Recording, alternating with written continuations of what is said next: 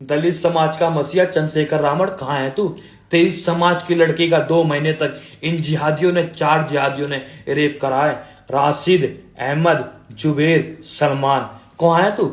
बस नाम का मसीहा है क्या चमार समाज का, दलित समाज का? ऐसे 56 चाकू लगे थे साक्षी के। हाँ, समीर ने मारा था। हम जैसे कट्टर सनातनी हिंदू गए थे वहां पर। और अभी भी तेरे पास टाइम है।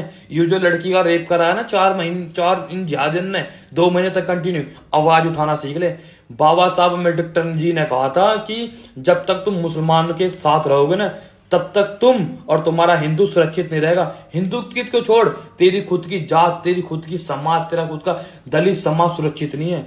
2-2 महीने तक रेप कर रहे हैं। और उन जिहादियों को यूं पता चला ना वो लड़की दलित समाज की है, उन्होंने 2 महीने तक और रेप करा है। उसके हाथ पर से ओम भी तेजाब डाल के मिटाया। क्यों? क्योंकि लड़की वो दलित समाज से, चमार समाज से थी। पर वो हमारे लिए हिंदू समाज की है और हम आवाज उठा